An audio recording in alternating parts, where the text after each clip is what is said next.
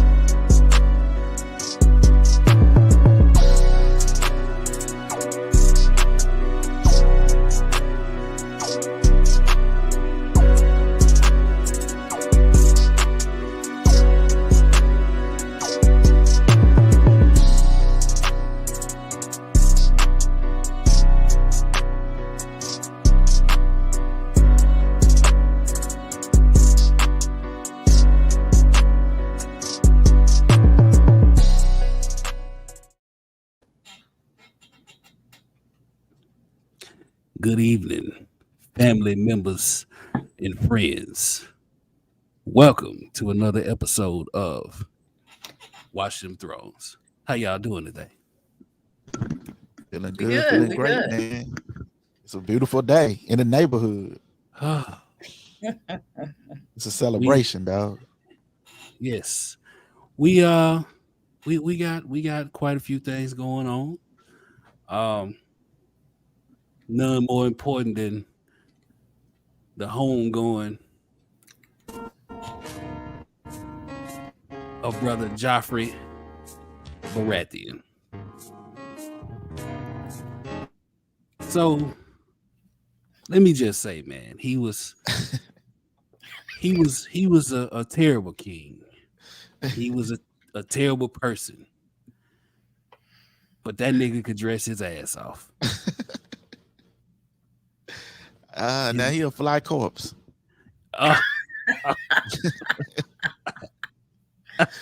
And he got flies all around it. Oh, man. And that ain't all he got around him. I know he stank because they stank a lot. So. They didn't take baths already, so he really stinking. I know he stank. But, you know, he fucked around since the day we met him. In last episode, he finally found out. Amen. So, as we get ready to send him off to the seven hells, because that's definitely what he's doing. We just want to say it could not have happened to a better person. Indeed, man. Like, this is a relief. Now that we got that nigga out the way. Yeah. That's cold, man. I mean, about as cold as him. Get him out the way, like the Sandman, man. That body was lukewarm up in the sept. Didn't have no ice on him or nothing. Oh man. Well, I mean, some kept him warm. They didn't have the silent sisters there to fan this nigga or nothing. Incestuous rape kept him warm. They just let his rotten ass rock. I see the stray bullets are starting already. Joffrey, Joffrey is definitely it. I mean, he deserved all of it, man. All of it. So he actually deserved worse. He got off easy. I feel that. He deserved Roose. That's what he deserved. Roose and Ramsay and their dogs. That's what he deserved. That's what he deserved. But Yamil in the comments on YouTube said Joffrey got that folding chair. That's what he Joffrey Montgomery. Oh God. Oh. So listen. Because I got a sense of fashion, Samantha. You don't come up. You're going to the Kang funeral and you're not gonna dress. Samantha asked Mother, "Why are you so dramatic?" I love the hat, man. I love the hat. I was looking for more fascinators this evening, so I got my animal print dress on and my animal print hat. But it's So got you black on it, celebrate. so there you go. You I celebrate had a for fly real. black one too, but I have a wedding coming up in a few weeks, and it's an all black wedding. And I was like, Oh no, wow. Okay. yeah, It looked like we Well, I can coordinated feel for real. yeah. It looked like we coordinated on mine. It's red, black. You know what I mean? Like, so, you know, red for the blood. So, what happened, man? What's happening, Leslie? What's Welcome. Hello, beautiful people. How y'all doing, man? We Good, good. man. Waiting on you. Sorry I'm late. I mean, not really, but you know, It's all good, man. You gotta be You on professional. Leslie time. We used to it. Leslie. Hey, it's the MVP. You wasn't late for nothing What? important. It's just Joffrey's funeral, I think. Kobe Oh, yeah. in Colorado, sir. Nothing big. No, I mean, it was. I thought about it, and I just said, never mind. Don't worry about it. You know, so scratch the name. The name is irrelevant. Don't y'all worry about that. Oh, golly. Rest in peace. I just Golly. want that $4 million ring that came out of it. Hey, Yeah. Yeah. I read that. there you go. That's all we need. Man. The legends. All right. So we are on season. Where we at? Season number 4, Hmm. episode number 3, The Breaker of Chains. And this episode starts us off where we left off at the vainglorious demise of Joffrey. Mm. Mm. So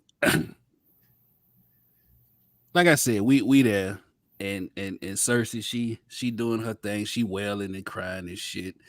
You know, Jamie ran that 10, that flat 10 in the 40-yard dash, you know, to try to save his son few. Man, I was trying to figure out what Joffrey would be. That's right, your son few. He's his son few. Mhm. And I love that scene, man. Like I played it back over and over, man. The part when he was like, you know, reaching out like Sealy. Oh, Should you do right by me? Man. It was a lot. So of who- crazy. So Who want to walk us through that? I Anyway. start since I got Go the ahead. hat on tonight. you got the film. I mean, you got the only hat on tonight. Mhm. Well, you Represent. probably put one on knowing you, but anyway, that's another story for another time. Ain't used a hat in 20 years. Nowhere. Never mind. I'm gonna have to be like Leslie tonight. Never mind your ass. So, of course, Joffrey is dead. Cersei is screaming. Joffrey. Right. It's Joffrey. Screaming for Tyrion to be arrested. Sansa is on the run through the town. Tywin says, shut it all down. Ain't nobody going no damn where. Lock it down. And they're running through the city through, I'm guessing, through the low parts of Flea Bottom. Yeah. And they get to a boat. Sansa and Sir Dantas get to a boat. And he's like, you better come on, get on the boat. And she's looking back like, no, I don't want to go. But then she gets on the boat. First smart thing she's done in a very long time. And rowing out to the boat, they get to the boat, and who is on the boat? That damn Lil Finger. Damn little Waiting finger. on her. Lil Finger waiting on her. And she's just like surprised, like, what is going on? What are you doing here? And he's like, I'm here to save you. I'm here to take you home. And then Sir Dantos is like, I got to get back. And he's like, shh, you need to be quiet. You know, and he's like, well, can I have my payment now? And yeah, so he gets his payment, which winds up being a bolt in his face. And he's dead in the boat. So Sansa screams and Peter grabs and says, you got to be quiet because we got to get out of here. And then it goes on to explain to her about the necklace and crushes one of the crystals on the necklace, and that he's going to take her home. And if she doesn't trust him, she could go back and go to prison with Tyrion. But they gonna kill her motherfucking ass. Yeah, ain't no prison. So hey, Lil Finger cold ass nigga, dog. Yeah, creepy ass nigga, dog. Like the fact that this nigga been scheming on some 14-year-old poon this long is really fucking disturbing. It's creepy, dog. Even the way he greets her when she first gets to the boat, and she like, Lord Baelish. He like, now call me Peter, baby. It's Peter. it's Peter. You know what I'm saying? And I'm like, bro, this is gross, dog. My boy put her on that boat to take her to Epstein Island. Man, that shit wild, like bro. That shit wild. And he trying to make up for all the he trying to make up for what he missed out on with Cat. Right. Prince Andrew was definitely waiting. Let me put my shades back on because damn. You a cold piece, man. That's a good one. That's a cold piece, man. Call me. But here's the thing. Peter. Here's the thing. Wasn't he just in love with her mama? You ain't mourned Catelyn or nothing. He's a more attractive version of fucking Catelyn. That's who Sansa is to him. But Sis's necklace body is not even cold yet, and you over here trying to push up. But he been trying to push up on Sansa. Yeah, I was about to say shit. Catelyn, listen. By this time, he was like, you know what? Yeah, fuck that bitch. Like I've been trying to get this bitch dick for 20 years. I mean, first she chooses the brother, and then she chooses fucking Ned, the dumber brother. right, exactly. Yeah. So he's just like at this point, I mean, hey, whatever.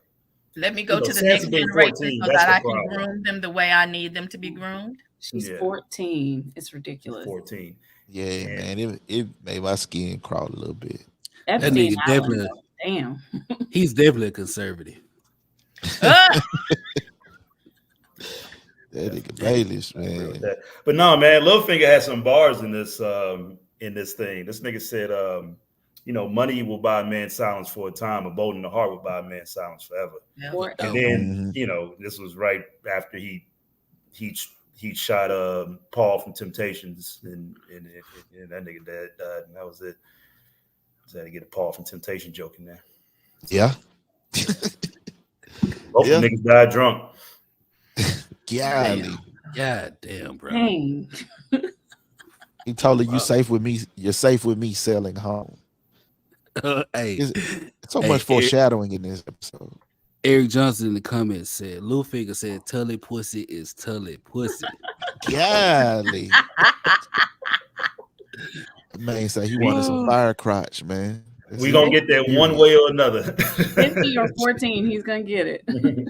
Golly. Oh my god. This episode, and we haven't even got to the creepy shit yet. Right. So yeah. Like, but wait, there's more. There's always more. This was a wild piece, man. But it definitely shows you who Littlefinger is also. And it obviously opens our eyes to the fact that Littlefinger has been pulling strings this entire time, in ways that perhaps up until that moment we don't know.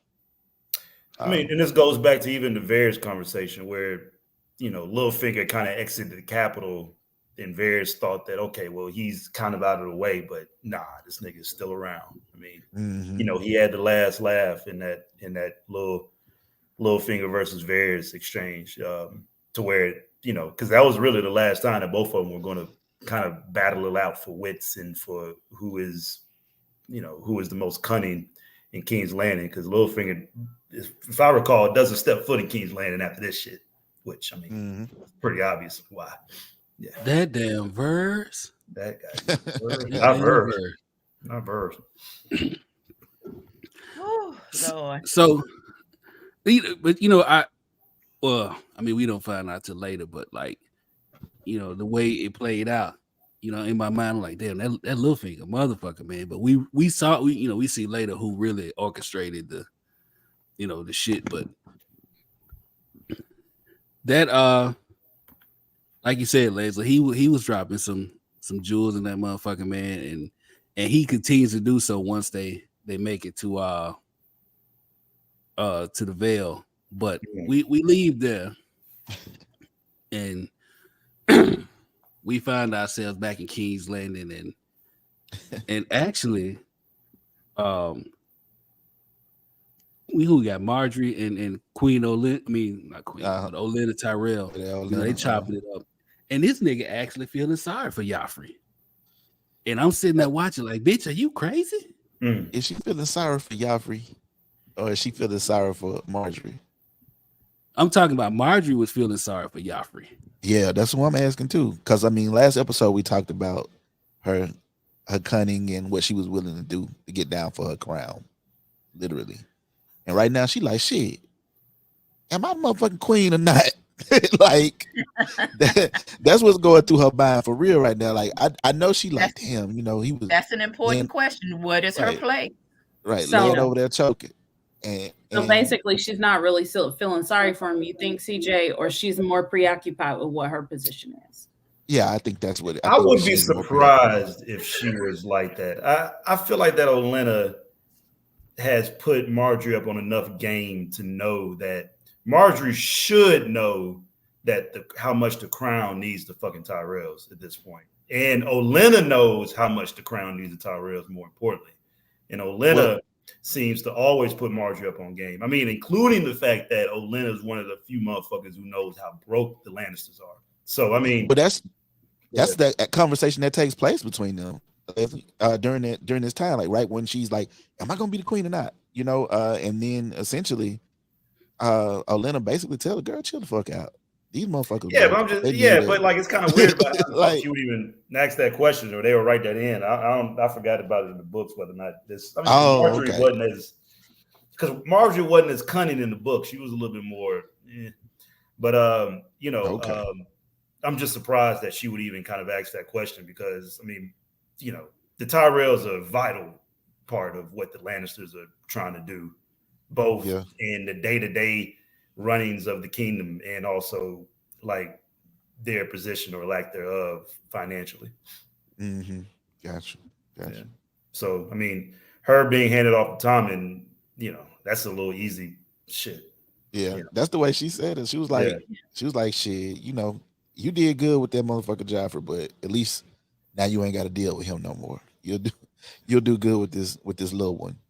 When y'all first watched this, when the first time y'all watched this, did y'all catch what she was saying by like the connections that she was making about essentially her having a hand to do in Joffrey? I didn't catch it the first time, but looking back on it, I did. Yeah, how dismissive she was. After the first time, you know what's going on. Yeah, it was fun to see though. It's almost like my mom did as she was. Anybody who hasn't watched, I'm sorry. As she's sitting at the table, and she's there with Jamie. Y'all know the scene. It's almost like my mom did a flashback of all the times that laid the groundwork for. She was responsible, so. Yeah, no, because I think I had gotten it by the first watch because I just remember the whole point about her saying your circumstances have dramatically improved.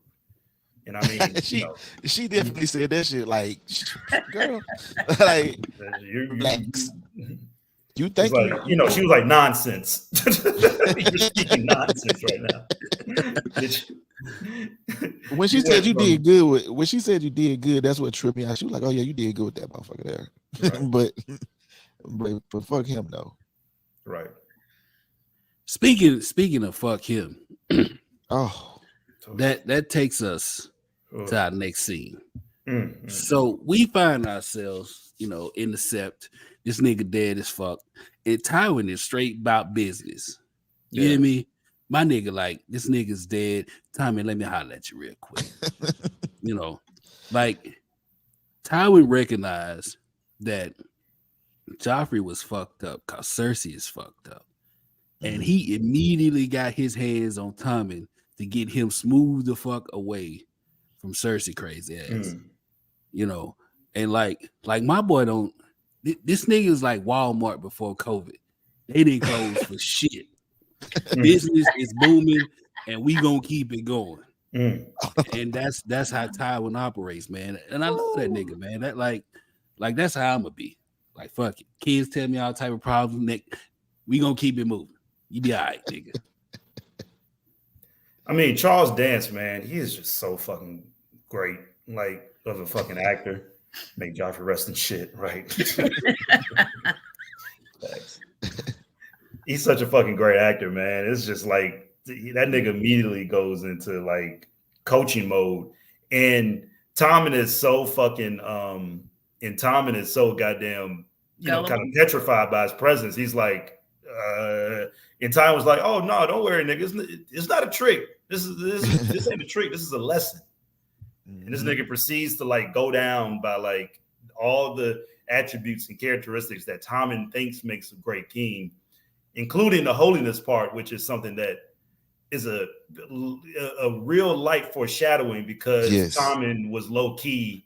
That's probably, kind of at the top of his food chain as far as like what his mentality is holiness.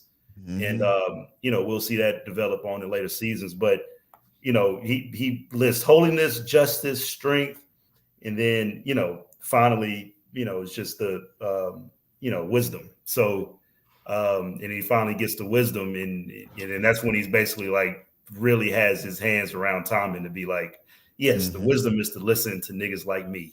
Actually, just listen to me. So Leslie, and keep listening to me. We got a question. We got a question from Lakia Watts off of YouTube, and the question is: was Tywin in on it also because he knew Joffrey was crazy and Tommen would be easier to mold? Did that cross into y'all mind? Yeah, oh yeah, definitely. Yeah, he was my prime suspect when I first watched the motherfucker.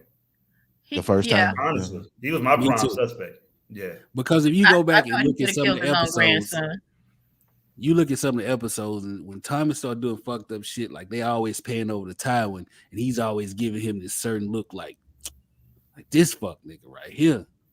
And the reason why I asked that question earlier, there was another episode where I asked the question about whether or not y'all think that Tywin would have been able to control Joffrey like 5 or 10 years from then, and some people say yes, some people said no. I always said no.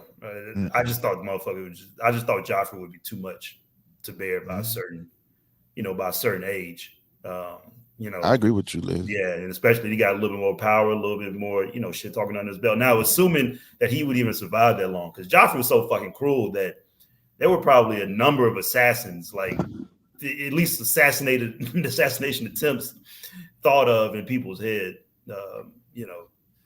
I think that was why it's such a mystery also, Liz, because I mean, a lot of people had a reason to kill him, or even if you didn't have a reason to kill him, the motherfucker was so unlikable that yeah, he was just so unpredictable, right? He's so unpredictable. It's like like it's like, nigga, you playing with my money. Yeah. I definitely didn't think Tywin could control Joffrey, and I thought that we were already beginning to see the signs of maybe maybe episode 1 of this season when Tyrion and he were at the table going back and forth. I don't know if that was beginning of this season or at the end of last season, but Joffrey kind of snapped at Tywin for a moment, and that's when Tywin told him, "Oh, this nigga's sleepy. Send him to his room immediately." So it's like, okay, I know now that, and since everybody else nightshade with him. Yeah, everybody else might be able to stay in line with me, but it's clear that I ain't gonna be able to wrangle him for much longer. And so it did make sense that he immediately went in with Tommen and basically said to Tommen, wisdom is gonna be the key attribute for you as a king, and not only will it be key for you when you come of age, but even when you are of age, continue to listen to your counsel for wisdom. That's what the best kings do. And so I liked when he went through that whole analysis with him of the history of these kings and stuff. The one thing I picked up off of that scene though was like, soon as Tywin started talking about Oris and all of that, Cersei was like, yo, this is not the time and the place for that. And Tommy was like, man, fuck what you talking about. I'm listening to that nigga. He got the answers. bitch, you ain't nothing but problems. She ain't got the answers. Yeah. So like that right there, you know, in my mind was like it was a huge shift of power, you know, as far because you know kids listen to their mother, and Tywin got that nigga at his most vulnerable point and just took him on in and like, you know, fuck what she talking about. I got you, Playboy. We gonna run this shit together. I have a question off of that comment. So we know that Cersei loved her daughter, Myrcella. She loved her. I think that's the only one she like really, really loved. She loved Joffrey, but she more tolerated him and used him for the power that he had. Did she really pay attention to Tommen? In the book, she did. Okay. Like, Tom- she loved that little nigga in the book. Okay. Tommen was like Rickon to me up until right about now. Yeah, in this they whole were now. show. together on the show. They didn't. Hey, Tommy was so fucking useless, CJ. He played two fucking characters like we wouldn't fucking This is true. He got killed. I wish they would have He got shown killed by that. Karstark. Right. Yeah, Damn. like he was like Tommen and you know Lil Lannister Niglet in the previous season. and they like fucking they ain't gonna notice it. And shout out to Jamie, by the way, for walking in when they were leaving. And Jamie was like, you know, basically, don't worry about it. I got you. Like, nigga, 3 kings have been murdered under your watch. Like, you murdered one, a boar murdered the other one, and this nigga and your fucking son just got murdered. Like, literally 3 kings. And when you're responsible for one, and you are known as the fucking king slayer, like, the audacity of this nigga to be like, yeah, I got you, bro. I got you, big dog. I do have one question for y'all. Like, I guess going back and looking at where this integral conversation where Tommen becomes king takes place, like, did you the significance of where it took place? Like, did that mean something more to you this time around watching it than maybe last time? Oh, well, yeah. I mean, the Sept. Yeah, I mean, that's that's where some shit goes down, baby. I mean, he even mentioned, like, I think it was what's his name mentioned the one of the kings building their Sept and stuff like that, and the holiness attached to it. So, I mean, for me, CJ, the whole situation with Tywin, where it happened at for me was like he really didn't give a fuck about Joffrey. Excuse me, Joffrey. He didn't give a fuck. You know, like that's the first thing that crossed my mind. Like, this nigga ain't solemn. He ain't, you know, shedding a tear. He ain't weeping or nothing. My nigga, like, hey. I mean, but with Tywin, though, nigga. But that fits his character. Either you a liability or a fucking asset. This nigga Joffrey was a fucking Tywin. Pure liability. Like, there was nothing essential about that nigga. He told his own son that he should have walked him out and drowned him in the river without batting an eye. I don't put anything past I mean, exactly. And that was just because he's a fucking dwarf. So it was just imagery was the liability on fucking Tyrion's part. Well, you cause your arms kids and hoes. Like, he talked about Joffrey ass while he was still there stinking. He wanted to kill Tyrion because his arms was too little. That's fucked up. Yeah. So now, he had them Tyrannosaurus Rex arms. Right. So after Tommen and Tywin walks out, and Jamie and Cersei is standing there talking over Joffrey's body, shit got to look crazy. Like, it got absolutely disgusting. And, you know, this scene was very controversial, and Leslie will touch on it in a minute. But this shit was wild, man. Like, how the fuck do you take your sister down over the body of y'all incestual son? If some of you, like, what the fuck? I mean, that's pure power play. Like, that nigga could have rolled off the table on top of them. That's how I thought he did. He did shake a little bit. I think I saw it like a little shoulder. he got rocked a little bit on the table. Like, I'm like, damn. You know, and I was even wondering the whole time, like, is the actual actor in there during the scene? Or yes, so I read about it. He gets some credit. and he said that he slept like that whole fucking day on that table. Golly. How old was he? 18-year-old actor at that time? Yeah, Jack Gleason. He was around 17, 18. Because like he had been around for a while. Remember, he was in like what movie was he in? He was in one of those fucking movies. He was in The Dark Knight. He was in The Dark Knight. He was in Dark Knight, or the first Batman. I want to say was it Batman? Good call. Yeah, I think it was Batman Begins. Okay. He was in something else too, but yeah. Okay, shit, I couldn't remember. I just was like, damn. I couldn't help but think like, damn, is he really in the room right now? I mean, I know it's a simulated scene, but still, the whole all that shit attached to it. So now I'm definitely psychological aspects to any of these crazy scenes with children being around or like here's my thing, man. I'm not hating on the fact that I'm not bothered by the fact that he took her down at the church, because we've all done a thing or two at the church. Maybe some of y'all, some of us. But it's his sister, nigga. And not only did he take her down, he took this motherfucker down by force, bro. And not only did he take her down by force, he took her down by force on his dead son feud. Right. Not that any of these things are redeeming, but it's just like all of that though. Wait a goddamn minute, Samantha. Hold on now. Why your ass got all them kids? I'm just I mean it was a very uncomfortable scene, man, because I was trying to right before he said that, he said something about, why did gods make me love such a you're that most hateful person in the world or some shit. Such a hateful woman.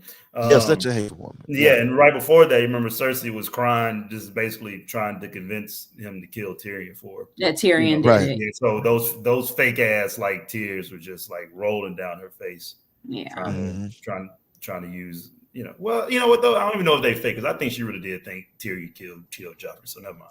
They were rage tears. They weren't sad tears. They were tears of rage. Yeah. Right. Like Karen tears of rage, not like fake sad Karen. I mean, Karen with the asymmetrical haircut, tears of rage. Oh my God.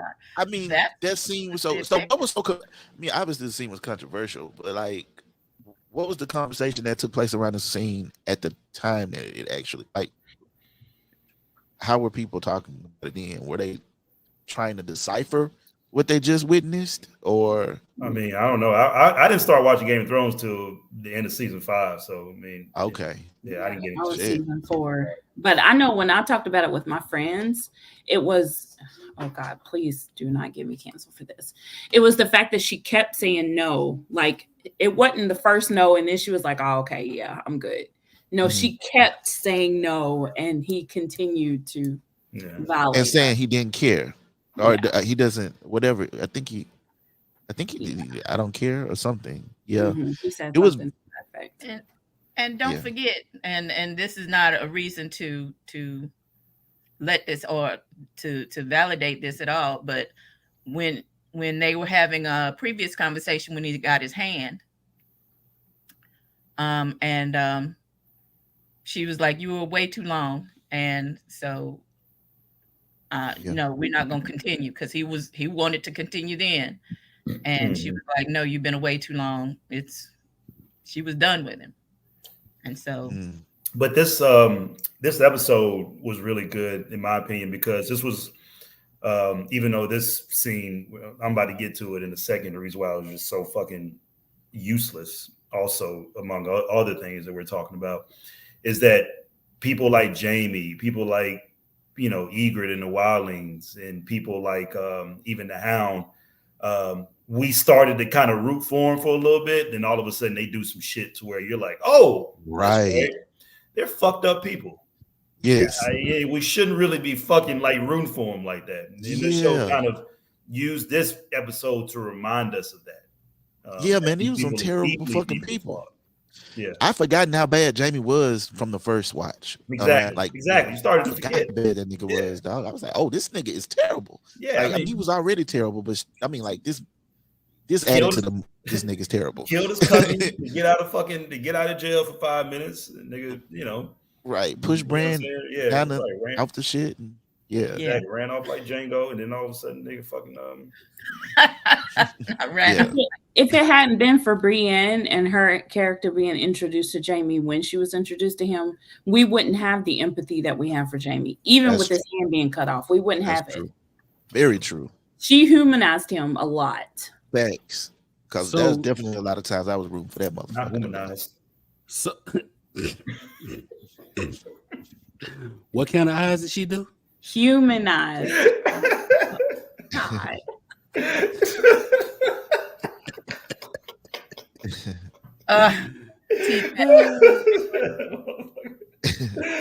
Oh my God. Hey, Jamila. Hell, which card was it? Jamila in the comments said, ain't no way I'm getting coochie jacked by a nigga with one hand, though.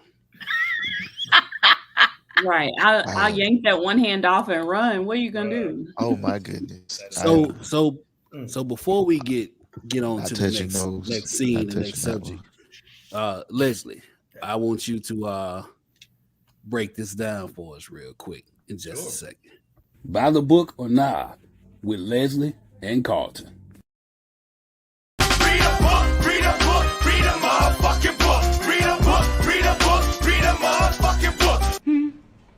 Since you got your degree and you know every fucking thing. Yeah, well, this nigga's Carlton's not here, obviously, so you know. Oh, okay, my nigga TK gonna be with me. All right, I appreciate you, man. I'm a ride shotgun with you on this one.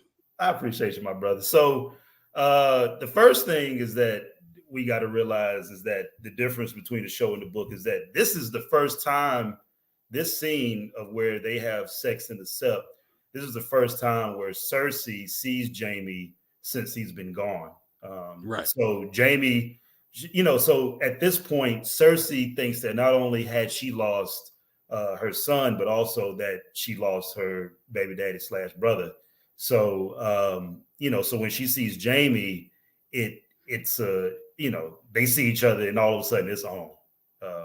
So, you know, so that's the sort of the first part that is interesting, and they just start banging immediately. And the scene where the obvious difference, right, between the rape and not the rape is that now, granted, this is from the POV of Jamie. So this is all from Jamie's perspective. This is not from Cersei's perspective. Is that Cersei initially said no because she thought that they would be caught. Right. Having, you know, like fucking near the body in the sept. But then she was all the way with it, according to Jamie's POV. Right. Because in the book, you know, and to quote the book, she whispered in his ear, she whispered, hurry, quickly, now do it now, do me now, Jamie. That's what she said in the book. Yeah, exactly. So in the, you know, so the double D's, they could make an argument, right? If they were really to try to rationalize this shit, they can make an argument that this is from the POV of Jamie. This, you know, who knows exactly what Cersei was thinking in this situation, and where kind of based on circumstantial evidence, let's say that, you know, Cersei really didn't want to have sex with Jamie then, and that Jamie was kind of just so excited to see her after not seeing her for all this time that he just forced herself on her. However, George R.R. Martin addressed this exact fucking thing, and he wrote on his blog, and I think I got it. I'm gonna just read a passage from it. As far as your question, I think the butterfly effect that I have spoken of so often was at work here. In the novels, Jamie is not present at Joffrey's death, and indeed Cersei has been fearful that he is dead himself, that she has lost both son and father, lover, brother. And then suddenly Jamie is there before her, maimed and changed, but Jamie nonetheless. Though the time and place is wildly inappropriate and Cersei is fearful of discovery, she is as hungry for him as he is for her. So, that's from the creator's word of mouth.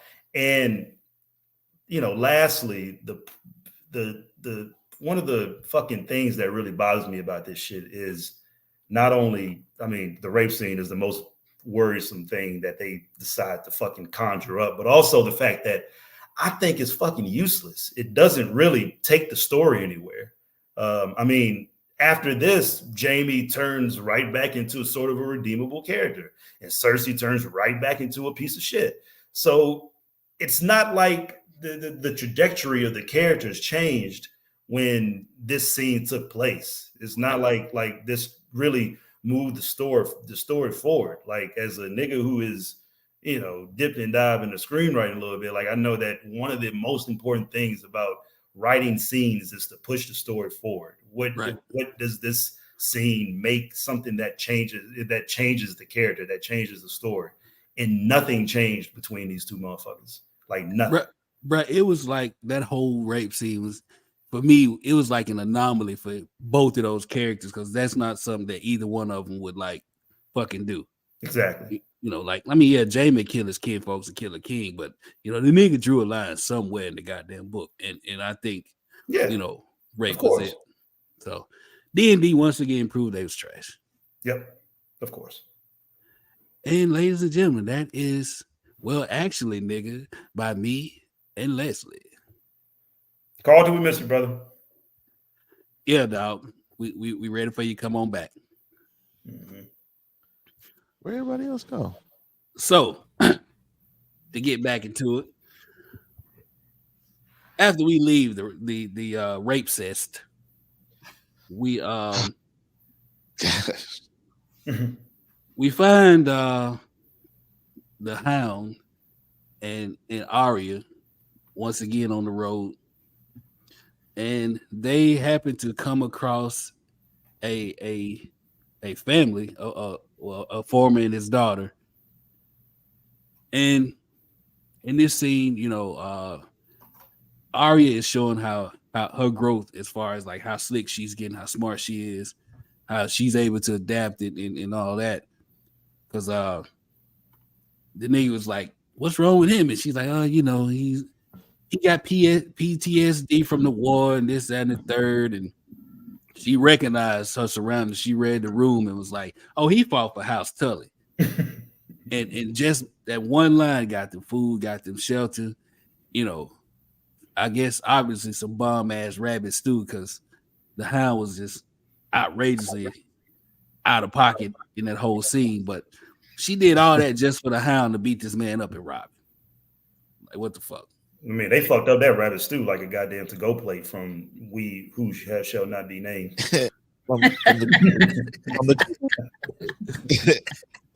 So I thought that scene, man, was I thought it was interesting from this standpoint. It definitely showed the growing relationship between the Hound and Arya. When they were having the conversation about where they were, they didn't know where the fuck they were, and what their plans were going to be once they went their separate ways. And Arya asked the Hound, so like, what are you gonna do next? He's like, shit, I might go to the Second Sons. As soon as I get this money, I can't wait to dip on your ass. Why do you care? And she looks at him like, and then that's kind of when he shares more insight with her, because he sees that she cares, and deep down he cares too. And so to kind of have, even when she referred, the Hound does things with brute strength, and we saw him do things with brute strength in the last episode to, I guess, protect her and to assist her in getting Needle back. And in this episode, we see her do something that is outside the realm of the way the Hound would handle it to, I guess, protect them both also. And he is used to handling things with brute force. This farmer ain't did anything to nobody, and the daughter hadn't either. But the Hound would just as quickly kill them both, to because that's the way he does things. And she's able, like you said, to be cunning about it and make that part happen. And they work it out to where the farmer is like, yo, these, the Frey people been, robbing us since they took over, and they fucked up, and the North is falling apart since the Boldens took over. Can y'all stay here and chill with us for a while? Work on the farm. We'll pay you what we can. We broke, but we'll give you what we can. We'll make sure you stay fed as long as you can protect us, because we think, people will, be afraid when they see you. But no offense, I don't mean it like that. Hey, so 2 things about the farmer. First of all, who the fuck tells a nigga, oh yeah, I got some money stashed away, my nigga, just in case? Okay. That's like telling a fucking Nigerian your fucking password, nigga. Right. It's like clicking on that Nigerians, link. we apologize.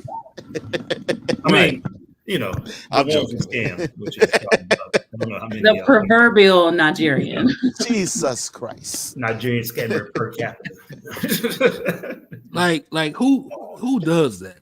And is like I just couldn't get over that, my nigga. Like you told this man, like, hey, for real though, I'm broke, but not really, cause I stashed away some silver and shit, nigga. So, and then he was like, the second thing he said was like, yeah, if they come try to rob us, they gonna see your ugly motherfucking ass, and they ain't gonna even bother, cause you ugly as fuck. Yeah. Yeah, he took a shot straight at the Hound. And at that moment, Hound was like, "Oh, I'm finna rob this bitch." he said, no offense. I didn't mean like that. But then he mentioned, he was talking about how the phrase basically, just basically fucked up guess right just by killing the Starks, and then the Hound proceeds to to violate guess right in a reverse, where the fucking who offers them the bread and salt, that motherfucker gets got. So I thought that was a little bit of a ironic. And Bro, she still trying to straighten stupid him as out, fuck. man. Yeah, nigga, that farmer nigga died. Yeah, that nigga's dumb. Hey, the Hound was like, look, he weak as fuck. He don't need the silver. He weak as fuck. That nigga gonna be dead in 2 weeks anyway. He's gonna die anyway. Yeah. I mean, he was so weak that the Hound violated his own ethical code. Because remember, the nigga just said that he doesn't do this shit. He doesn't steal from people like that. Like, that's one of his codes. And Arya tried to remind that nigga about the shit. And that motherfucker said, Arya said, you're the worst shit in the 7 Kingdoms. That was funny. I wrote there. I said she cuts better than Sansa do though. Shit, a little bit better. Right off the tongue. I mean, telling that big motherfucker where the money at is like telling Whitney where the trap house at. Like, shit. Oh, God. Damn. Yeah. Nobody's safe, bro. What Shot the fuck? tired. I shouldn't have said that. What the fuck Whitney do, dog? It was just her 60th heavenly birthday, Happy Leslie. birthday. Oh shit! Happy birthday. I know she was partying it up. Motherfuckers, some.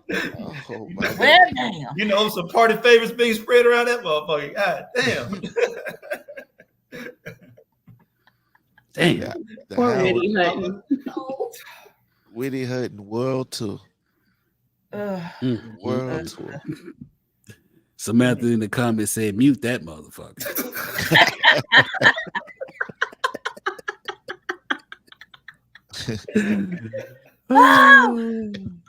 Oh, shit.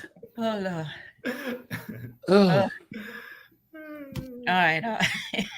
So after the Hound beats and robs his poor farmer and his daughter, we find ourselves at the wall, and we got Sorry Sam and Gilly. Now, let me tell you what bothered me about this shit.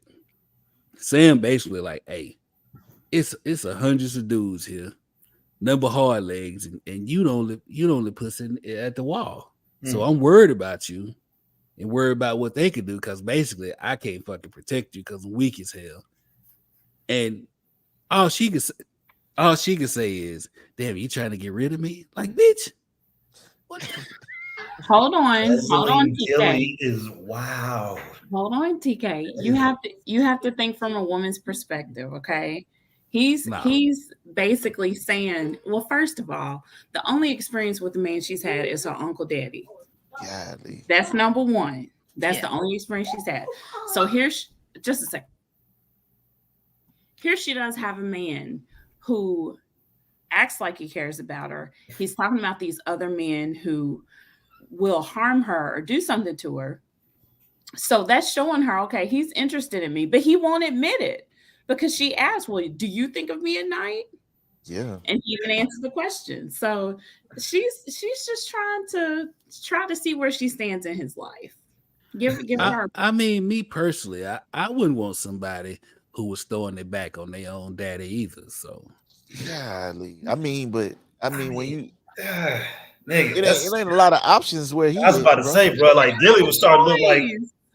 1995 Nia Long in that motherfucker to me. Like, you know, like shit. it ain't. Did y'all see them hoes in Mo's Town? That's what I was thinking. That's what I was about to say. My God, Woo. motherfuckers look like the motherfuckers look like the Thins. That girl looked like Or the Jack Fins or Sparrow, whatever the fuck they call literally.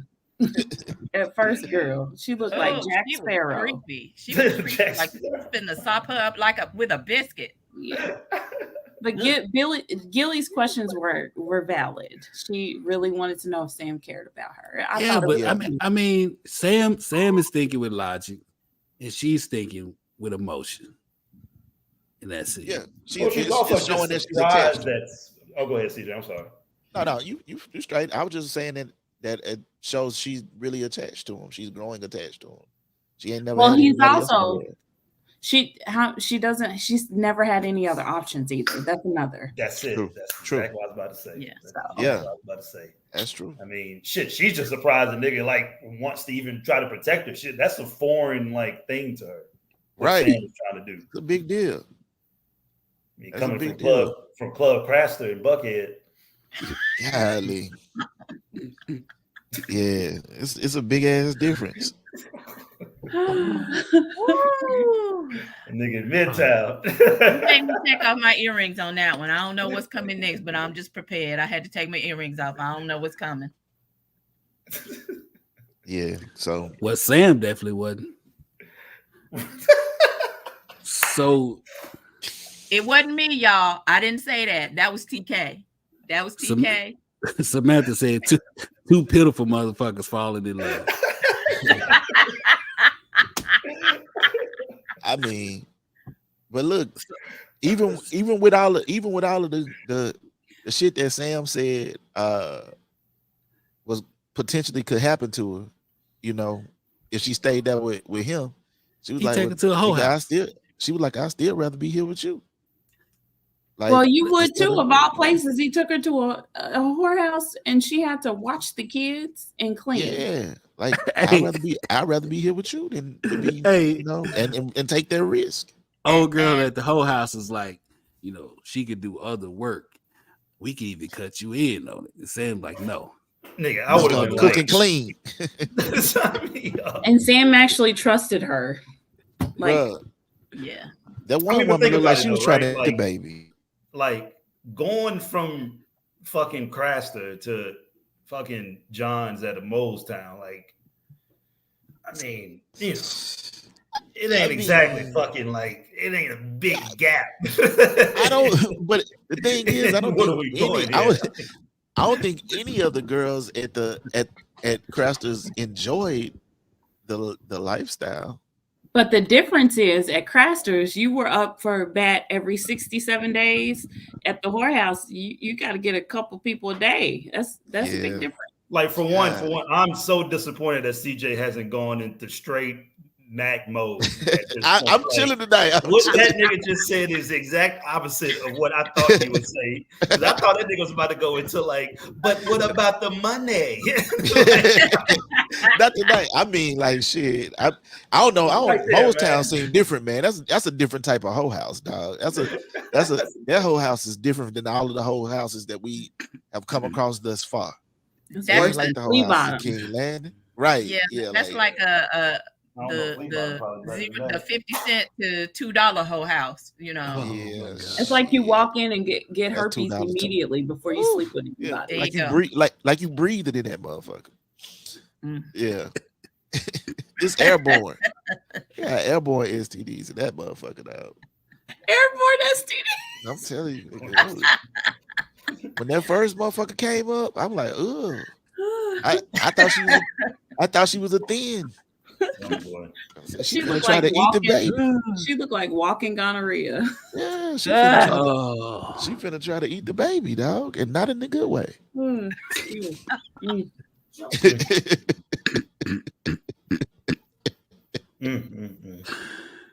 Oh saying. my God. Just saying. Man. Oh saying. shit. Oh, So we leave the little whorehouse of horrors, Mm. and That part.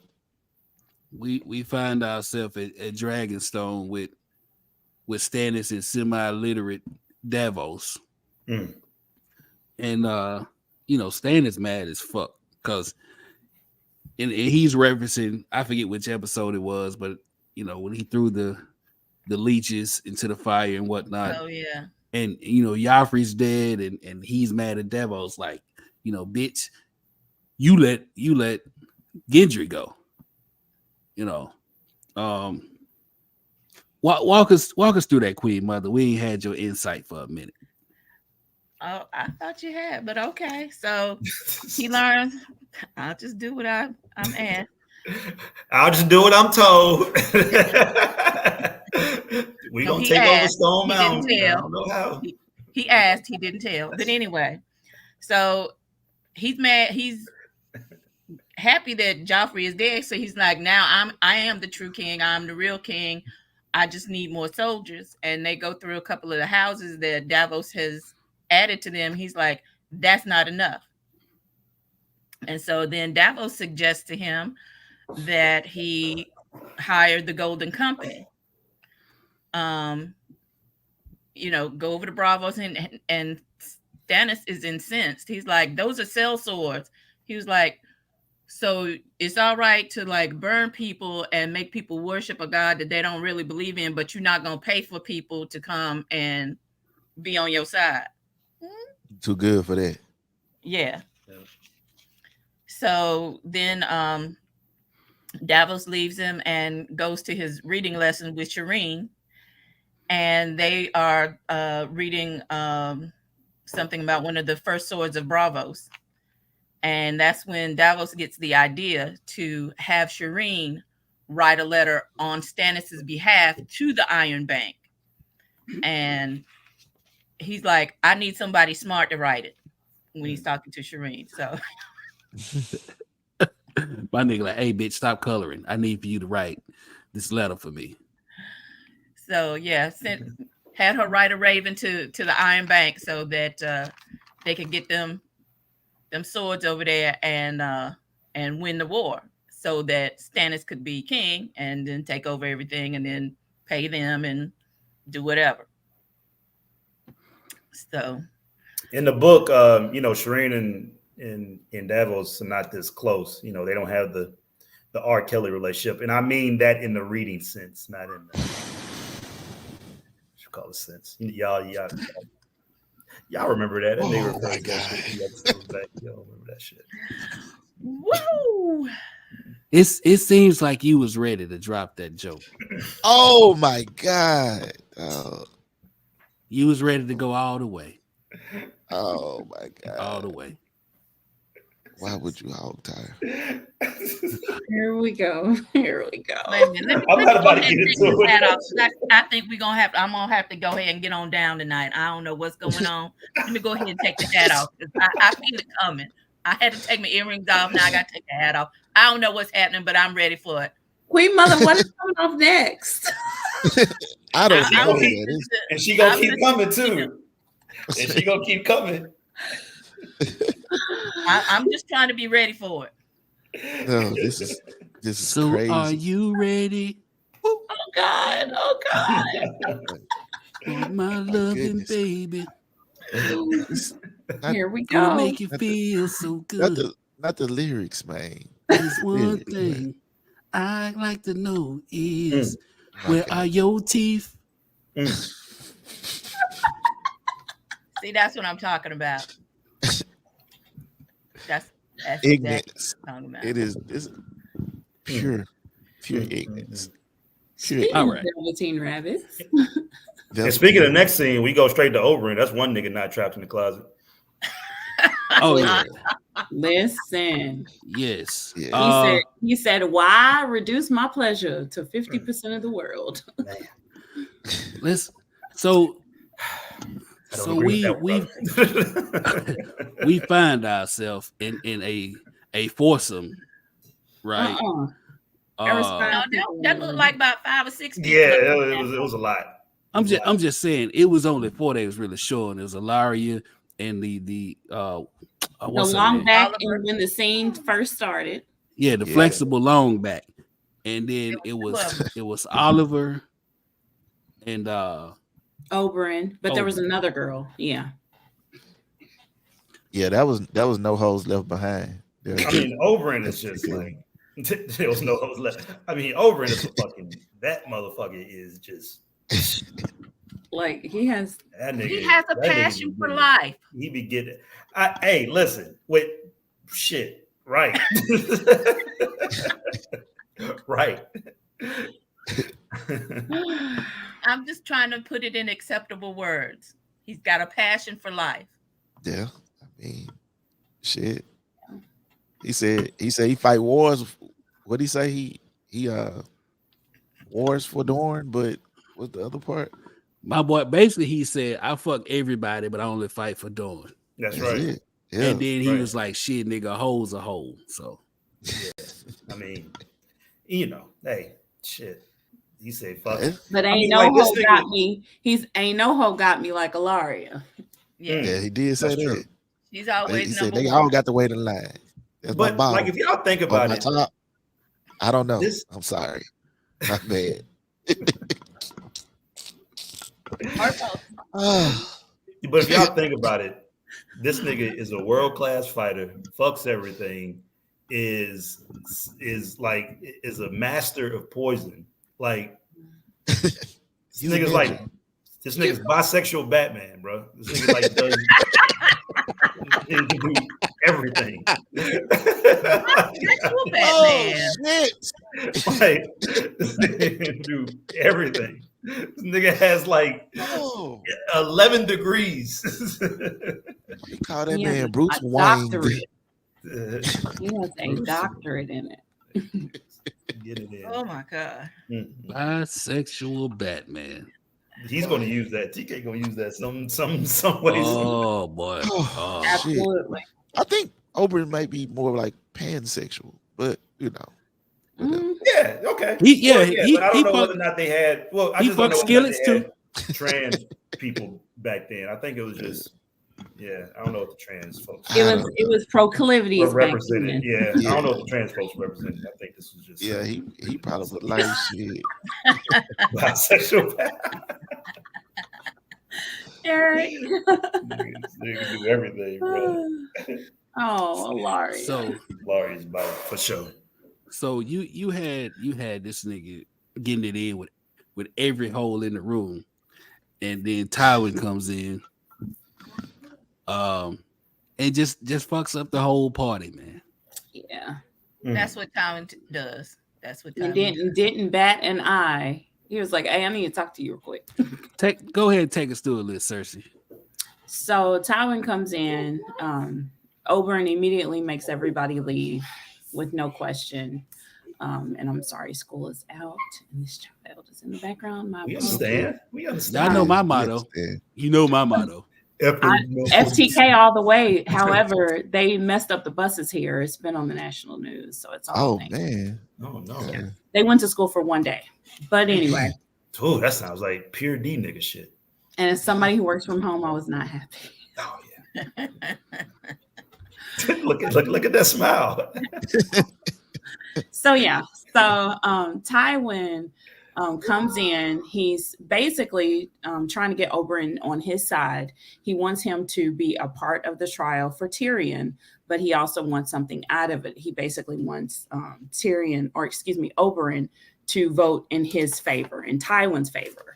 So to get some favor, to gain some favor with Oberyn flat out comes out and asks him, did you know that Elia, his sister, was going to be killed raped and murdered by the Mountain? And Tywin actually denied it. He denied that he knew that the Mountain was going to do this. So the nigga said categorically. Yeah, he categorically denied it. And I'm like, I don't know Tywin to lie. So what do you all think about? What do y'all think about that? Do y'all think he was telling the truth? Oh no, he lies. He just lies well, convincingly. Yeah, that's what he does. He but this time, like, you could tell by the smirk in his face that nigga was just like lying. He's just like, of course the Mountain does whatever I do, whatever I want him to do by proxy. So if I wanted your sister and her kids to be killed, them motherfuckers are gonna get killed. That's true. But and if you look at it this way, though, him approaching Oberyn, because he knows Oberyn's moves the entire time he's at the Capitol. For him to approach him when he's in a pleasure house and his guard is down because he's had multiple orgasms, I'm assuming. Tywin took advantage of that situation by approaching him when he was there because he knew his guard was down and he wasn't as keen to be like, oh, okay, you're lying. I'm not going to help you.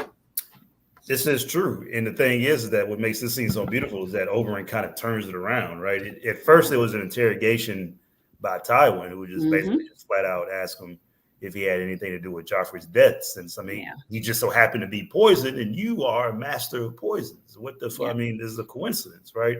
And Oberyn immediately turns it around and say, nigga, I'm here for one thing and two things. Right. Really, the first thing he was just doing, but one thing and one thing only. To see who the fuck killed my goddamn sister. Were you responsible? And I know the nigga who was directly or indirectly responsible, and I want to meet with him.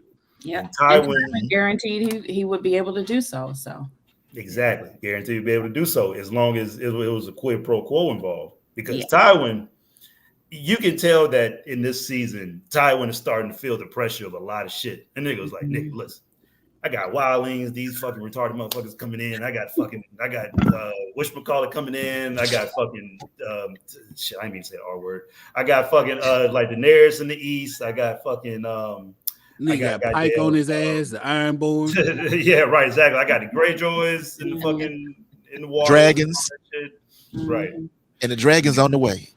And the Greyjoys are the fucking R word. So and he like and I'm broke, nigga.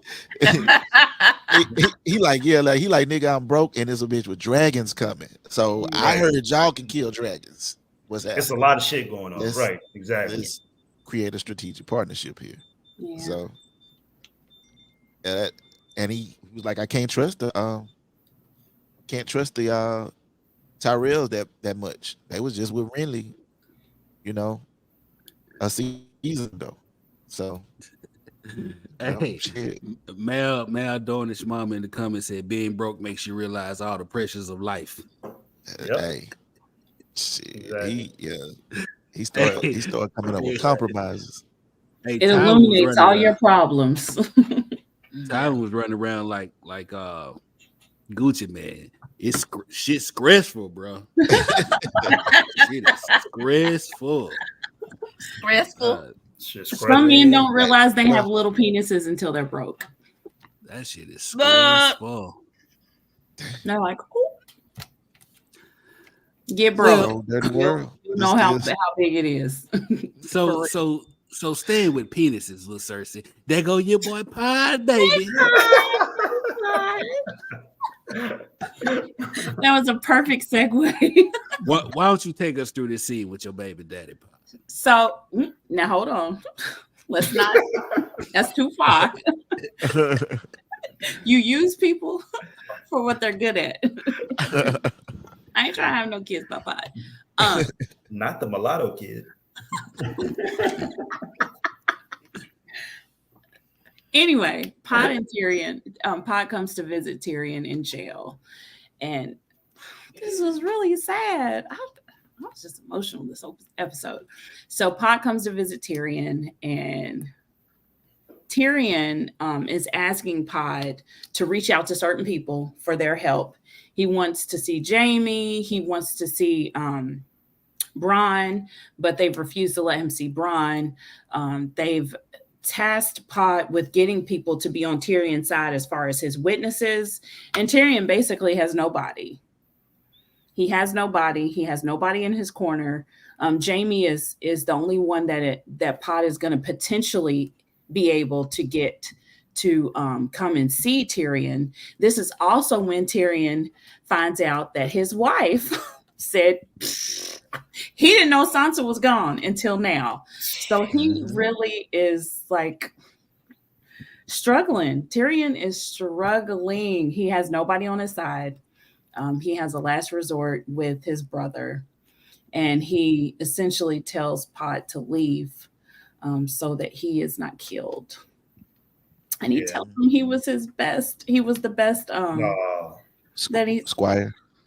Best squire that ever lived. The best squire.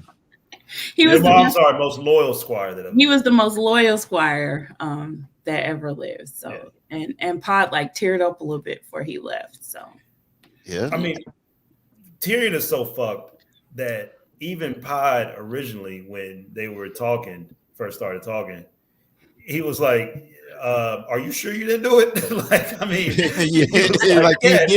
Pod, he did. He was like, "Wow, you know I didn't do it, right?" He was like, "Yeah, of course not." No, you didn't. All right, okay, now we good because not Lunchables. What brought him? He really did. He did. He bought him some sausage and some cheese, and they took the wine. Yeah. He tried to bring him some wine, and they took the bottle. Tyrion's little size. That's so fucked up. Oh god. Good joke. That's a good joke.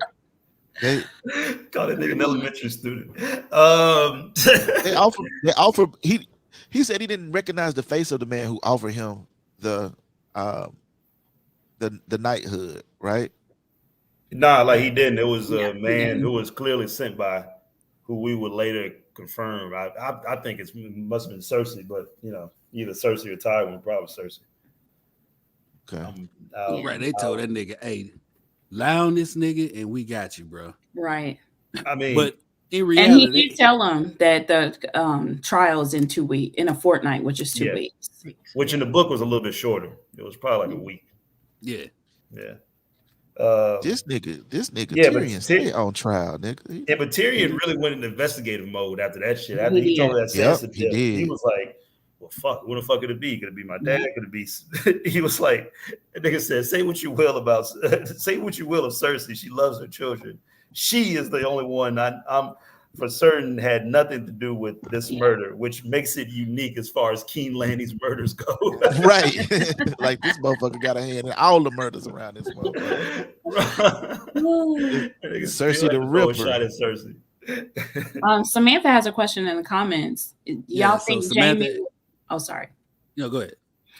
Samantha's asking, do y'all think Jaime would have fought for Tyrion? Probably not. No. Hell no, nigga. Nah, but it was because of Cersei. It wasn't because of anybody else. He would lose that sister pussy, so no. Yeah. Dang. Jaime in the book would have probably fought for Tyrion. I think. Had he had his hand. Yeah, if he had his hand. Like I think Jaime in the book was way more. He was way more out on Cersei than it was in the show. Yeah, especially after you found out Cersei was fucking King's Landing. Oh, initially that nigga was hot in the book, bro. Yeah, that nigga was hot. Yeah, that nigga was hot. Yeah, yeah. When he found out she was passing that pussy around like communion, he was like, "Fuck that bitch." Why do you think they changed that dynamic about Cersei in this series? Cause D&D trash, bro. They Americanized it. They don't want the woman to look like a whore. Yeah, Cersei. That's right. That's the question I was asking. Yeah, she's just more complex in the show, which I mean ain't necessarily a bad thing, but whatever.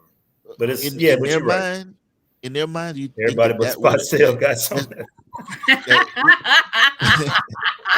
But that's what I'm saying, though. Do you think that maybe that's how she knew he smelled like in their cat. minds, Cersei was too old for him. in their minds, she wouldn't have been worth all of this trouble?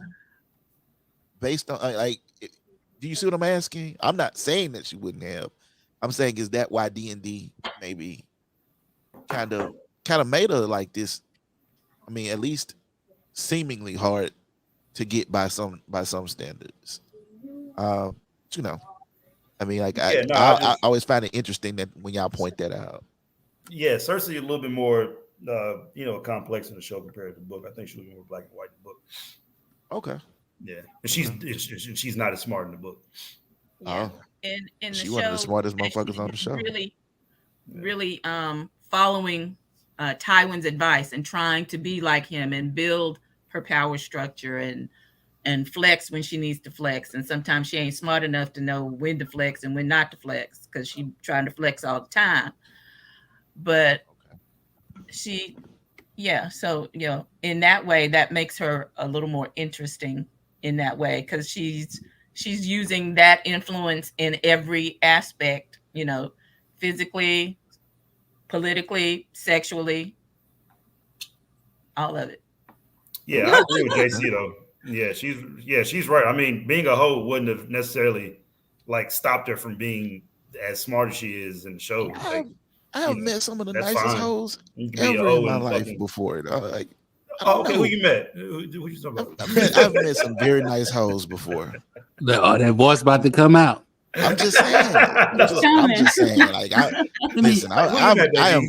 I am going to advocate for these hoes out here, dog. I don't know. Like, I feel like y'all is being a little harsh on the hoes. Listen, it's a whole heavy episode. Start singing down in the valley where the girls get naked. That's right. If I wasn't married, all they want to do is shake it.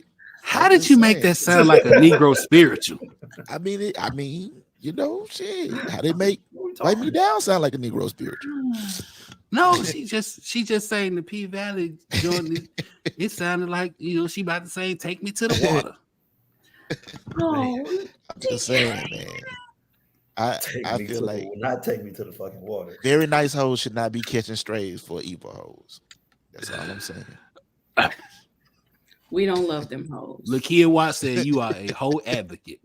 That's right. We, I mean, hoes need advocates too.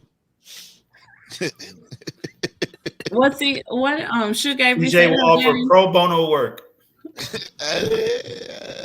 Emphasis on the bono.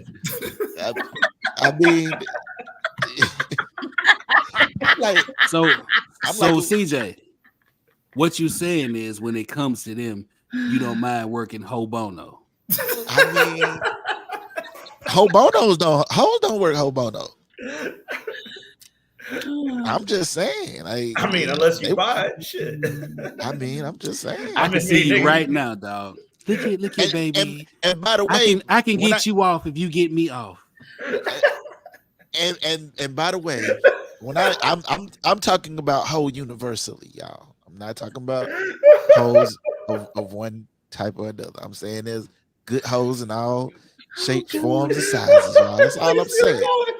That's all I'm saying. That's all I'm saying, man. I feel like I'll give a fuck. I like JC's copy. Quid pro ho. There it is. Quid pro ho. We sorry, Queen Mother. Hey, man, Donna's mama you said do that shit every time. She said y'all making Queen Mother uncomfortable. No. Oh hell no. No. We don't know Queen Mother, man. This motherfucker is the most comfortable person on this subject. Listen, Mal, only thing we doing is giving her flashbacks of days gone by. Right. All right. So Amen. Catch it sideways, TK. Equal rights for hoes. There it is, Eddie Mama. Talk to him. So this is crazy. We leave. This is crazy. So we leave the cell with Pod and Tyrion, and we somewhere in the north.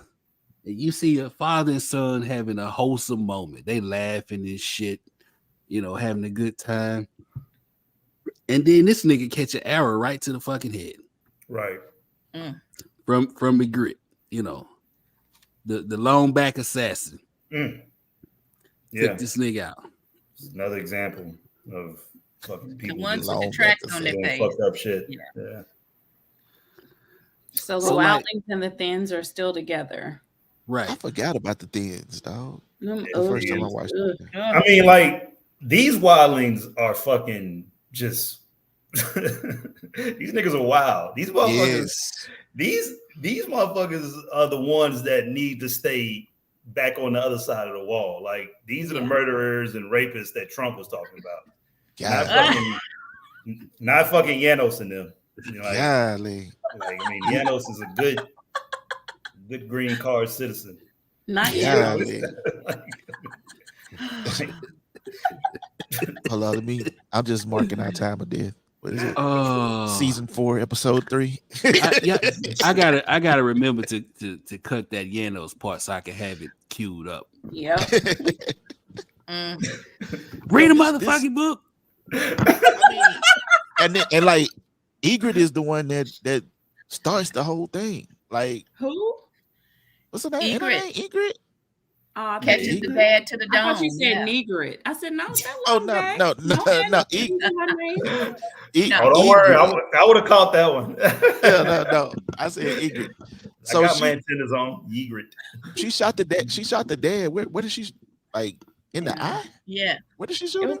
Wasn't it in his like In the shoulder? back of the head. Yeah. Back of the head. That's and like, I mean, right in front of the sun. The things they're in the book, they're not like this, but Really? yeah, no, they're not. They're kind of they're actually more civilized. They're actually probably more civilized fucking wildlings. Really? In the goddamn book, yeah. Wow. But they kind of turn them into these cannibals. It's kind of funny about rewatching this. After rewatching this, I'm like, you know what? I can kind of see why Olly did what he did at the end of season 5. That's Yep. that's what I said too, dog. That's I was like, real oh, shit. and you know, this episode did that to a lot of people for me. Like, Yeah. that I started feeling sorry for at some point. Mm-hmm. I'm like, oh, I don't feel sorry for this motherfucker no more. This is a terrible person. Terrible. Again, you know what I mean? All because her man who did that thing with his tongue left.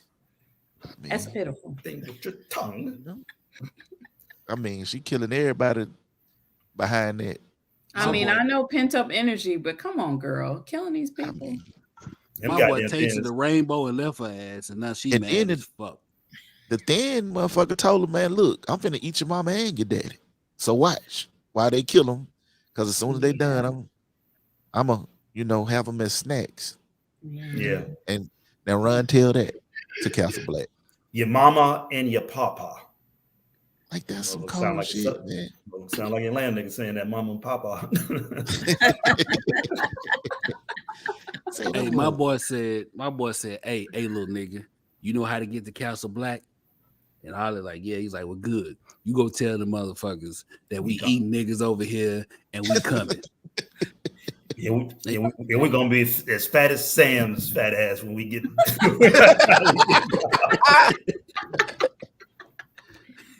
Yeah, that's a lot of fiber to move through the lower intestines, Yeah, man. Muscle, hair, boots. Straight keto. That's a lot of protein. Straight keto. Hold up. Courtney said, hey, Carly kidnapped herself over some D. It can be problematic. Man, not the Carly. Damn, Carly. Damn, Carly Russell. That's headshot right there. God damn. I didn't know Carly was open season on here. I was about to say, now I do. Okay. The doors of the church are open. Nobody is safe. Oh, listen, I didn't realize we had let Carly make it. Shit. I had held off, but okay. The doors of the church are open, my friend. Shit. She about to start catching strays like Little and Big Luther. Absolutely. Facts. Oh shit. Facts. So we find ourselves at Castle Black. we got Sir Alistair and Aemon. I was looking for Janos. He was in there. Right here. He's right Yeah, here. He Wait. was in there for a little bit, but not. Yeah, you're right there in the book. You know, yeah. I mean, he was there, but I thought Janos was gonna, talk a little bit. But The only thing he said was the saying that he was gonna fuck Gilly. Can Yeah. Janos get it up?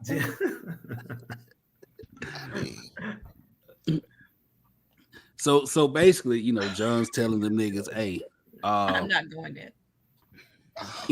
Man. they doing their shit, but we got this shit going on. They crashed us, and I told them niggas we had 1,000 motherfuckers here, but y'all know we don't. And once they start whooping ass and pulling fingernails off, they gonna tell the truth, like, hey, ain't shit there, so we gotta go take care of this business over here first.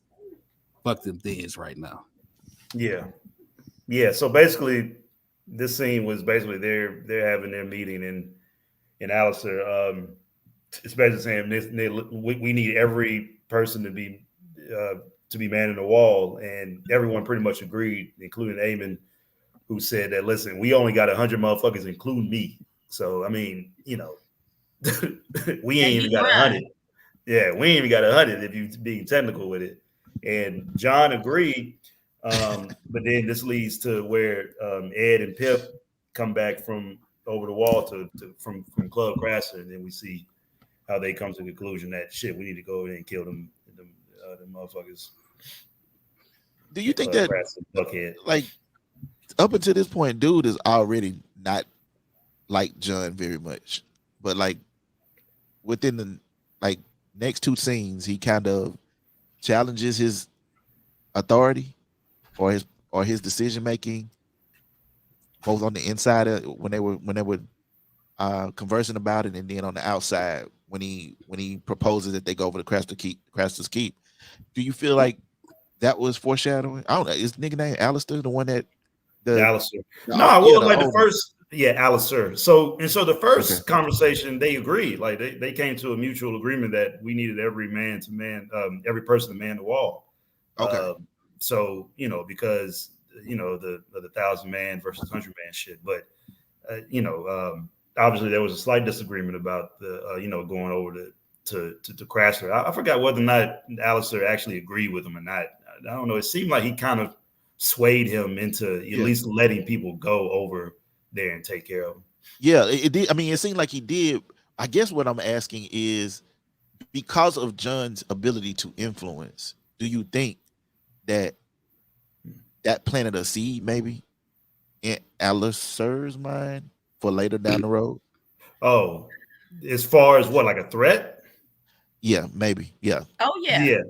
Yeah, but I think he's always thought of John is a threat since he got there. Okay. Yeah, John has always been a threat since he got there. But this is from Stark Targaryen shit though, which I alluded to in Castle Black. Gonna need that. Okay. I will say though, CJ, in the book, Alice ain't like that nigga since day one and made his life a living hell from the time he got to the wall until he made it through the training and took the black oath. Yeah, Stark Targaryen beef, and just the irony of John being a Targaryen is what kind of makes this beef. So we suspect, by the way. Yeah. Oh yeah. I mean, allegedly. All right. Yeah, that's what I was asking. Cool. All right. So we get to the last scenes of the episode. We find ourselves in Meereen. And you got Dany and her army lined up at the gate. This is the first episode we see what's his name? Leslie, the one she ends up marrying. The light-skinned nigga. Look like yeah. What's his goddamn name? It's something, man. I can't remember. I was about to say something. I also don't want to fuck it up. What's his name? Yeah, don't do that. You mean fuck it up worse than it's already spelled? Yeah. Go for it. No. That's hard to do. Go for it. Yeah, that is. Sherry Gilchrist came through with the save. Here's Darzola Rack. Yeah, I would have fucked it all the way. We just gonna stick with his dog. That's all No. right. I would have fucked that up. That's all right. Just call him a no, Jackson 6 like- because he looks like the Jackson 5. Just call him a Jackson. J5. Brother like Jake's file a little bit. His dark. Yeah, his dark. Yeah. That's a nickname. One of Tito's sons. One Tito's Not Tito's son. So we get that, and you had the doors of the city open, and you had they champion come out, and my nigga just got off his horse and took a piss, and they like, what the fuck he doing? And Missandei, Missandei, she was like, he basically said, she got an arm of niggas with no dicks and they pussy pretty much, and I couldn't concentrate on nothing else but her, but that's beside the point. Yeah, I think I heard dick, pussy, some shit. Yeah, that's something. Yeah, so something like that. Something to that. Whatever. My motherfucker made me moist. So You got a moist undercarriage now, sir? Golly. The undercarriage. You muted yourself. You muted. I think he did that intentionally. Oh, shit. or his fucking wife did it. No.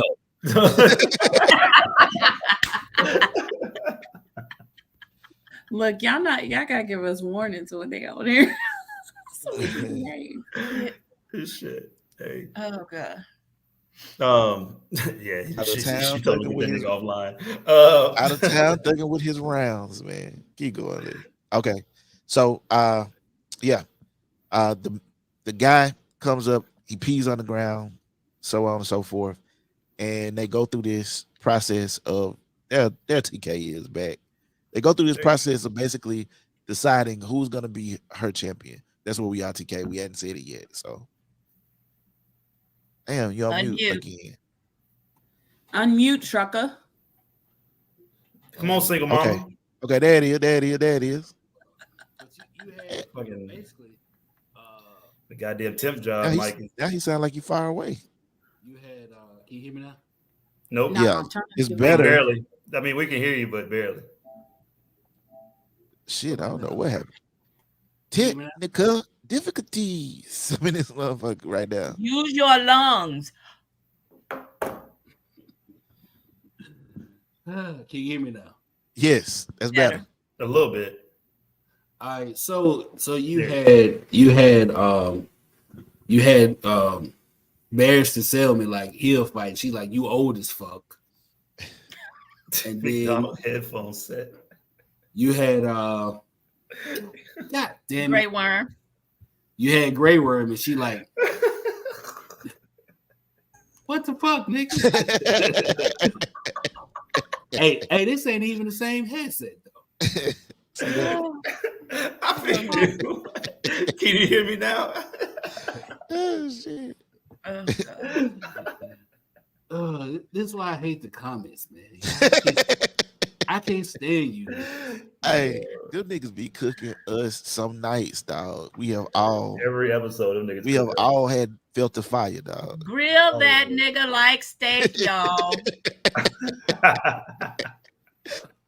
If they do grill me Like- like steak, you gonna put your teeth in to eat it? No, I'm gonna take my knife and stab it.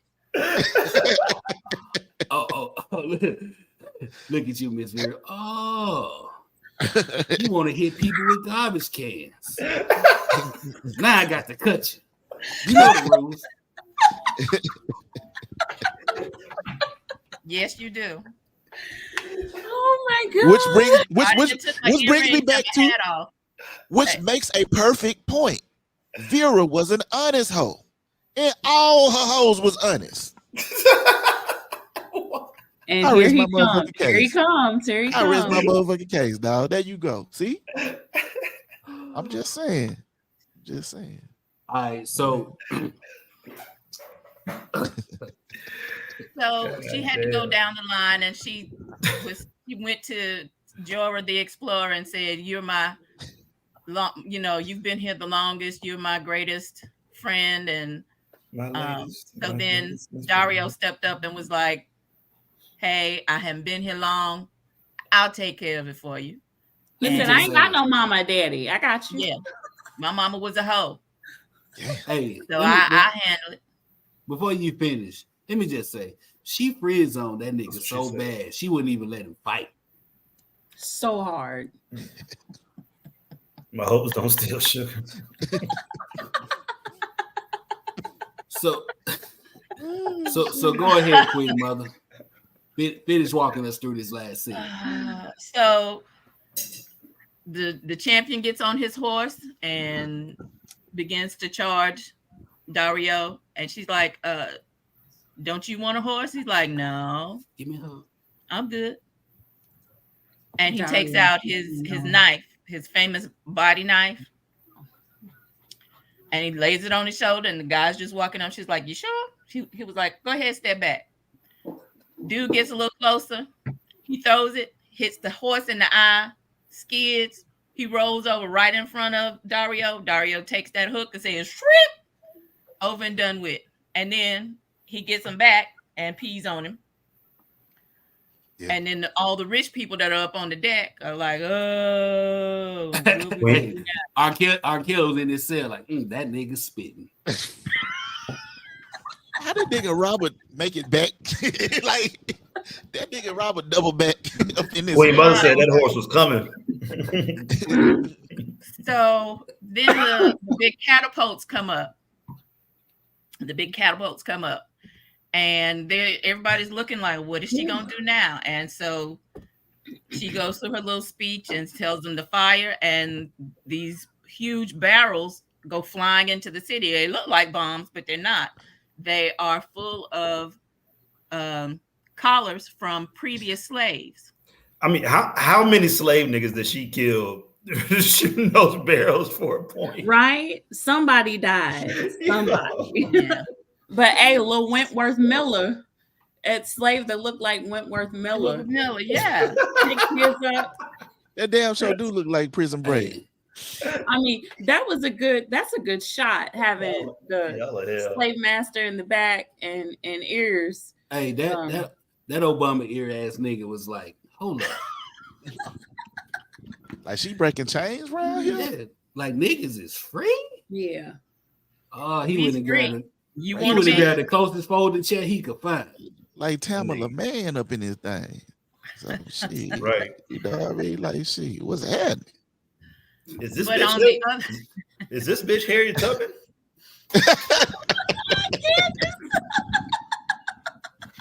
Oh. Yeah. Dario 2.0 was happy to release.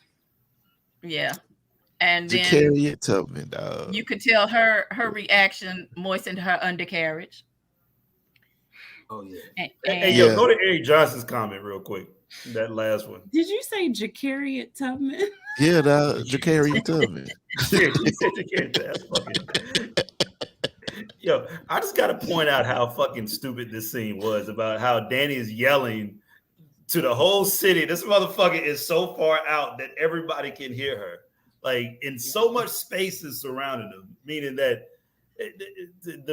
the realistic version of that bitch just yelling all those words and everybody hearing her is just like it's just basically what just happened to TK, right? When the fucking audio went out and this nigga is just sitting there with his McDonald's headset. Like, oh hell no. Look, they like, what she say? What she say? Right. They're like, what? It's like, what this bitch talk about? Sign language interpreter couldn't even. No. She said she was gonna set it on fire, but she set it on she fire. Said something about free. I don't know what this motherfucker talk about. She says, "Hey, my girl was like, hey, look around you, all them some lying motherfuckers. I know what they told you, but it ain't even about that. I ain't here to kill you niggas. I'm here to free you niggas." Then she looked at her arm like, look at them niggas. Them niggas is free, but they with me by choice. And then, like I said, have no balls, but they free. What did she say? She was gonna set it on fire though. She said, "I'm about to set it on fire," but she was talking about preaching and not about literal fire. What happened? Nigga, it sounded like Jacaria Tubman. Jacaria Tubman. I like Pastor Jacaria Tubman. That's fucking wild. I do want to say this though. So the name of the episode is Breaker of Chains, and so oh God. If you think about it, or if you examine what? No, not you. Come in. Oh, I was like, what did I do now? Did relax, Queen Mother. We ain't shit. You ain't said don't get no shit tonight. Relax. Okay. So the episode being named Breaker of Chains, we have two examples of that. At the beginning, Littlefinger broke Sansa from the Lannisters, although she stepped into his cage. Right. But she broke the chain of her being under the Lannisters and being tortured by Joffrey for all this long time. And then Joffrey. I'm sorry, Joffrey. And then here we are at the end, and we have another city being conquered by Daenerys, and she is showing them, I broke their chains. Don't you want to join us? I have another one. Yes. Please. The world has been broken from the chain of Joffrey. Yeah, that's true. Yeah. That's another one. His chains being broken around there, be. Okay. And that was a thick ass chain too. Yeah. Okay, chains. Okay. So that's 3. 3 is the magic number. That's an S&M chain. Listen. Bruh. That's funny, man. So this is why we can't have nice things. At least it's the opposite of Christopher Columbus, though. You know why? You know why Florida we can't have school. nice things? Because we always on some nigga shit. Always. That's why. Always, man. Always like them pads. On that the ones with or without wings. with the wings. Yeah, remember, Speaking y'all, of we gotta do wings, nigga I'm shit like hungry. this. We can't do it like this. I don't That never would be do it right. Cultural appropriation. Miss. Oh, Oh, damn. we have to go straight down. This. I feel like I'm too stiff. Okay. Oh, it can't be too. Oh, so this He part like, is, yo, well, you know. okay. shit. Yeah, that's So it just gotta be We have boom. to be All right, very straight. Okay. boom. Okay, Yeah. got it. Okay. I'm glad we're all on one accord. So now that we have Speaking of Christopher Columbus. No. Christopher Columbus. Damn. I'm sorry. That nigga's wilding right now. I mean, I know he's dead, but he's wilding right now. By the way, I don't know if y'all. Who was that? Florida CC? school. The Florida schools, yeah, Florida schools. I know. We talk about that another time. Another. So Yeah, I taught down there when it was good because I had a good time. Are you living on? So next week we will be on season 4, episode 5, First of His Name. And I have to rewatch this. I don't really remember too much about it. Yeah. Damn. I think. No, nigga. We might be on episode 4. No, I think we Episode episode 4. 4. Okay. My bad. We on 4. Episode 4. Yeah, the Oath Keeper, episode 4. You right. Okay. Oh, Yeah. Buying my Like, time damn. to Mountain and the Viper. I thought we had warped in this motherfucker. God. Nigga said warp. I know I would be paying attention sometimes. I'm like, shit, I'm fucked up. 4 for 4. Yep. 4 for 4. Wendy. Here she Yep. comes. That's what she said. Do y'all feel like they was trying to like just outdo the shock at some point this season in season 4? No, I think that the books. one of the major things, of course, happened last episode. So now we're on another buildup of what's going to be the next big thing. So yeah. All of these things are shifting into place. So this was a good episode where a lot of things are again moving around and moving into places and maneuvering. So when we get the Mountain and the Viper Yeah. We'll be at another level. Man, But this Vipers- season is based on the book called A Feast for Crows. Like, I mean, Okay. just the title alone of that shit, just you know what that means. Okay. Yeah. Motherfuckers gonna die. Yeah. Yeah. So And Yeah. plenty of them do. yeah. This I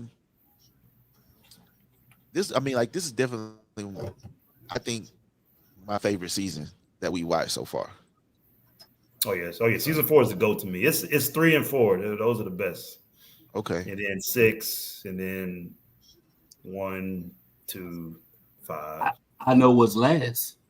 We all know what's last. Right. You know that, and I think they show less of Khaleesi in this season. I mean, Yeah. like, she be at the end of episodes and shit. So that means less of Miss Ann. Jesus. Miss Sunday. Miss Sunday. Miss Sunday. I know how to say her motherfucking name. You ain't gotta worry about me fucking that one. Though. I got that one down. She caught herself though. I'll let her slide. She caught herself. Miss Sunday, Miss Sunday. Miss Sandy. Whatever. She must Not Miss Sandy. not Miss Sandy. Sunday. So she has a southern dialect. Don't we all? Cersei got that little. Yeah, I know. Yeah, she got that. Leslie. I ain't gonna lie. When you said nobody earlier, when you said Tyrion ain't have nobody, I was thinking of like Tyrion with just the head. The way you had said it, like Tyrion ain't have nobody. I was like, damn. Tyrion got, How they gonna cut him any lower than he already is? right, that's what I said. Damn, Tyrion with no head. I mean, with That would be a quarterman. Doesn't have to. I can't Half stand of a that. half man is oh, man. shit. When you said it, I thought about it. I just forgot to. Really, Courtney? It's Andy. I went to a family reunion. I'm blaming on that. Bikini Bottom. Miss Sandy. Bikini Bottom. Miss Sandy. Miss on cheeks. For the SpongeBob watchers out there. So Oh, yeah, God. we this is a good episode. As always, you know, everybody came, did their thing. The comments, of course, y'all do y'all thing every Sunday. Even you niggas talking about my headset. But yeah, you know, as always, we look forward to doing this, man, and you know, I can't wait till next week. Next week we'll have Carlton back and keep this thing moving. So, anybody got anything to say before we get up out of here? And hopefully Celestial will be back too. Oh yeah. Raiden. Who's that? Raiden? Raiden. She had a fascinator for y'all ass tonight too, and she didn't get the brain. She had a more to combat to get to. Oh shit, man! I got a joke there, and I ain't gonna say it. It's Raiden like the guardian of the like contestant. Oh, there we go. There it is. Raiden Jr. Kang Lao. Don't do it, Miss Seeley. Ain't that the other dude with the head name Kung Lao? Miss Seeley. Y'all are crazy. They make me do things. It's so wild, man. Oh, shit. Y'all make sure that Sweet if summer y'all children. haven't joined, if they haven't joined yet, man, y'all make sure y'all join the group. The group. Group be jumping, Yes. man. And, like, Watch them thrones. it's definitely where y'all get to start even more. Like, Yes. we get Yeah, to we really just see a lot had more a of y'all. Luther versus Whitney battle. I mean, the other Yeah. day. That was good, actually. Yes. That was, Yeah. it was So good. yeah, y'all can fuck with us at the Watch the Thrones group on Facebook. You know, we really interact, like we be in there every day talking shit, having fun. Yep. So y'all come through, and you know, you can also find us on all your podcast platforms. Make sure you follow us and sign up to Black with No Chaser on YouTube, Black with No Chaser TV. yeah, You know, where you subscribe. can watch all our shit. So yeah. With that being said, on behalf of CJ, aka Big Jacaris, Leslie, aka Not Kobe in college, never mind, Oh, Lil Cersei, queen mother. All my life I had to fight face ass, as well as myself.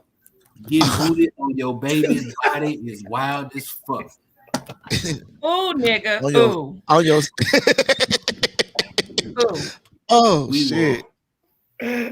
We will see y'all next week, and yeah, keep on keeping on. We love y'all. Peace, y'all. How get out this